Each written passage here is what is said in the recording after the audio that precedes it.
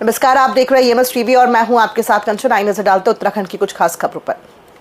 Bar council of Uttarakhand के 23 निर्वाचित पदों के लिए आज मतदान किया जा रहा है। 23 पदों के लिए कुल 104 प्रत्याशी मैदान में उतरे हैं।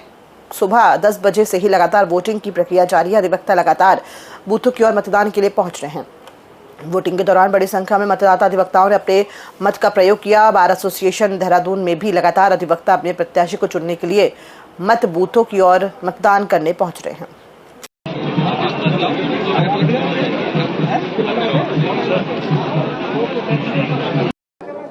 तैयारी है। इसमें तो बार काउंसिल का चुनाव है, लगभग 8 साल बाद होने जा रहा है और 2011-12 में मैं बार काउंसिल का मेरे को सौभाग्य हुआ अध्यक्ष बनने में और कई सारे रिफॉर्म्स तब किए और आने वाले टाइम पे भी करेंगे।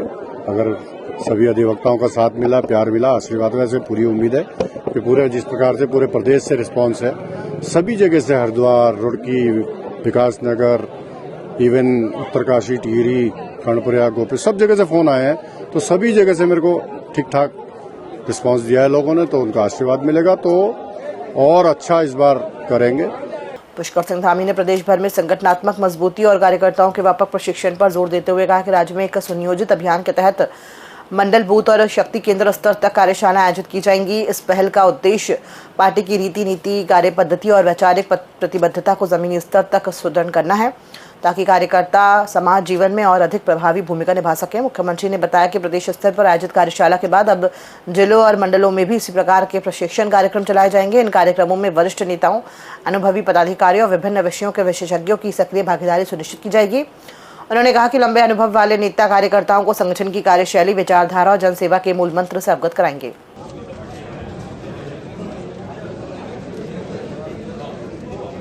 आज पूरे प्रदेश के लिए जो आगे पूरे प्रदेश में सभी कार्यकर्ताओं का, जनप्रतिनिधियों का और जो हमारे पदाधिकारी हैं प्रदेश के, मंडलों के, बूथों के, शक्ति केंद्रों के, उन सभी का प्रशिक्षण हो। रीति नीति, पद्धति, भारतीय जनता पार्टी किस प्रकार से काम करती है, राज्य सरकार, केंद्र सरकार, आदरणीय प्रधानमंत्री मोदी जी के नेतृत्व में जिस प्रकार से नए नए इतिहास रचे जा रहे हैं, नए नए डेवलपमेंट हो रहे हैं, और एक हमारी पार्टी की वैचारिक जो सोच रही है, वैचारिक प्रतिबद्धता रही है देश की आज़ादी से लेकर अब तक, तो प्रशिक्षण के हमारे अभियान चलते हैं। उन्हीं अभियानों के लिए आज यहाँ पर पूरे प्रदेश की कार्यशाला आयोजित की गई है और इस कार्यशाला के माध्यम से अब जिलों में भी इस प्रकार के कार्यक्रम होंगे। जिलों में प्रशिक्षण के कार्यक्रम होंगे, मंडलों में होंगे, और सभी जो हमारे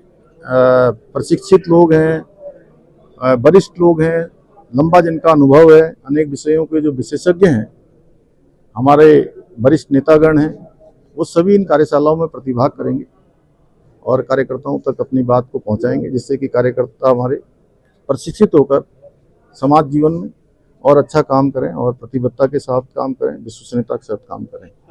राष्ट्रीय स्वयंसेवक संघ के 100 वर्ष पूरे होने पर जहां पूरे देश में विराट हिंदू सम्मेलन कार्यक्रम आयोजित किया जा रहा है, वहीं उसी क्रम में आज जसपुर विधानसभा क्षेत्र में भी विराट हिंदू महासम्मेलन कार्यक्रम काव्य बैंक दल में आयोजित किया जा रहा है, जिसमें मुख्य प्रवक्ता व कार्यक्रम के मुख्य अतिथि कार्यक्रम में शिरकत करने से पहले हिंदू ब्रांड विश्व हिंदू परिषद केंद्रीय प्रचारक साध्वी प्राची, भाजपा उत्तराखंड प्रदेश कार्यकारिणी सदस्य खड़क सिंह चौहान के निवास स्थान पर पहुंची, जहां हिंदू संगठनों के कार्यकर्ताओं ने जोरदार स्वागत किया। वहीं मीडिया से रूबरू होते हुए साध्वी प्राची ने क्या कहा, आपको सुनवाते हैं।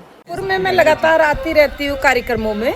आज राष्ट्रीय स्वयंसेवक संघ का शताब्दी समारोह, उसके उपलक्ष्य में हिंदू सम्मेलन पूरे भारतवर्ष के कोने कोने में मनाए जा रहे हैं। उसी उपलक्ष्य में जसपुर में भी आज हिंदू सम्मेलन है और उसी में मेरा आगमन हुआ है। आयाम है पर्यावरण प्रदूषण जो आज बढ़ रहा है। पर्यावरण बहुत बड़ी समस्या होने जा रही। जो स्थिति कोरोना के समय हुई है, वही स्थिति पर्यावरण की होती जा रही। तो पर्यावरण का हम संरक्षण करें, घर घर में पौधे लगाएं, हवन करें, ताकि पर्यावरण ना बढ़ सके, पर्यावरण की रक्षा हो सके। कुटुंब प्रबोधन, हमारे जो परिवार टूट रहे हैं, परिवार का खंडन ना हो, परिवार टूटे ना, परिवार एक रहे, उसके लिए भी विचार व्यक्त किए जाते हैं।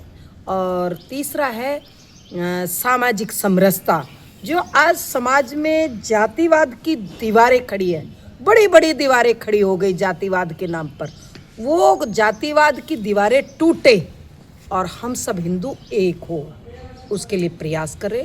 स्वयं का आभास और स्वदेशी, ये बहुत ज़रूरी है। 5 आयाम राष्ट्रीय स्वयंसेवक संघ के हैं और इन पर हर व्यक्ति को चलना चाहिए, हमें अपनाना चाहिए।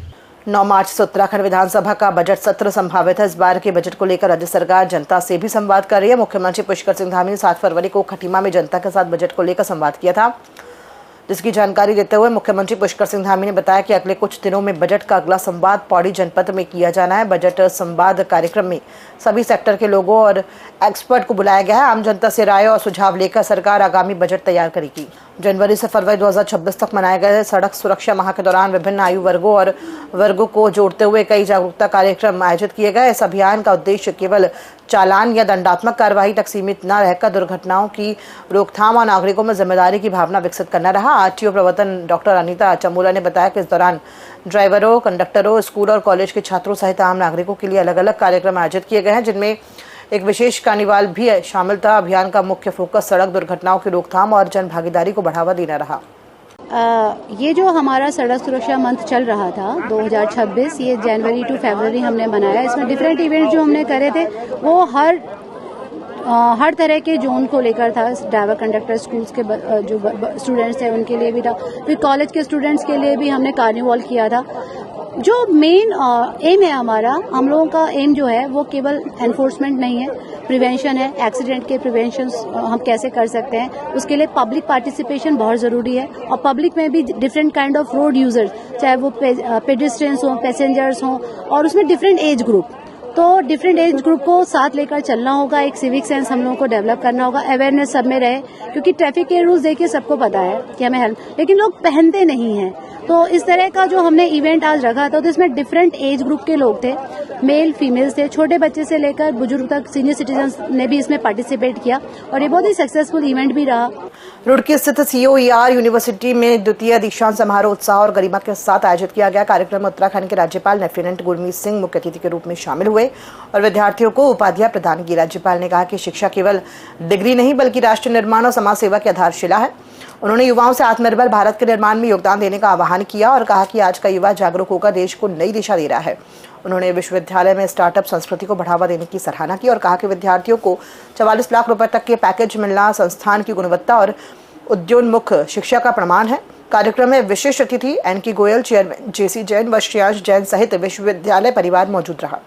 आज बहुत सौभाग्यशाली दिन है कि आज हमने COER यूनिवर्सिटी जो रुड़की में है सेकंड कॉन्वोकेशन को सेलिब्रेट किया। आज 564 विद्यार्थी पास आउट हुए हैं, जिसके अंदर में 21 योद्धाओं ने गोल्ड मेडल हासिल किया। एक बार फिर एजुकेशन के क्षेत्र के अंदर में हमारी बेटियों ने बाजी मारी। अत्यंत प्रसन्नता हुई कि हमारी बेटियों ने बहुत ही उत्कृष्टता, एक्सीलेंस का एक अध्याय जोड़ा है। प्रदेश में खेल प्रतिभाओं को निखारने के लिए अब नई पहल की तैयारी है। खेल मंत्री रेखा आर्या ने अधिकारियों को खेलों को समर्पित स्पोर्ट्स स्कूल खोलने के प्रस्ताव तैयार करने के निर्देश दिए हैं, ताकि छोटी उम्र से ही बच्चों को प्रोफेशनल प्रशिक्षण मिल सके। इसके साथ ही एक जनपद एक खेल योजना को आगे बढ़ाने और फिट उत्तराखंड ऐप के जरिए खिलाड़ियों को ऑनलाइन कोचिंग देने की व्यवस्था पर भी जोर दिया गया है। राजधानी देहरादून में हुई समीक्षा बैठक में मंत्री ने कहा कि उत्तराखंड को खेल भूमि बनाने के लिए नई सोच के साथ काम करना होगा। आज खेल विभाग की समीक्षा बैठक की गई है और इस बैठक में हमारे 2027 में जो नेशनल गेम होने वाले हैं, 2030 में जो हमारे राष्ट्रमंडल खेल होने वाले हैं, 2036 में जो हमारे ओलंपिक होने वाले हैं, उसके तैयारियों के निमित्त किस प्रकार से विभाग अपने स्पोर्ट्स पर्सन को कैसे हम और एक्सेलेंसी की ओर ले जाएं, उसमें हम क्या क्या चीज़ें हम लोग कर रहे हैं या हमें करना चाहिए, या जो हमारा गैप है उसे हमें कैसे फुलफिल करना चाहिए, उसको लेके आज चर्चा हुई है, जिसमें कुछ निर्णय जो है आज मेरी ओर से विभाग को दिए गए हैं, जिसमें हमने ये अपेक्षा करी है कि हम लोग 1 डिस्ट्रिक्ट 1 स्पोर्ट्स के कॉन्सेप्ट पे काम करें, जिसे हमारे यशस्वी प्रधानमंत्री जी भी लगातार कहते हैं। तो वन डिस्ट्रिक्ट वन स्पोर्ट्स में हमारे 13 जनपदों में 13 स्पोर्ट्स जहां जो बहुत अधिक प्रचलन में है और जो IOA का भी जो हिस्सा हो, तो हम लोग उस स्पोर्ट्स को जो है हम लोग बढ़ाने का काम करें, ये निर्देश दिए हैं। और उसका प्रस्ताव शीघ्र जो है वो कैबिनेट में लेकर आए, ये भी आज डायरेक्शन दिए हैं। खबरों में फिलहाल इतना ही।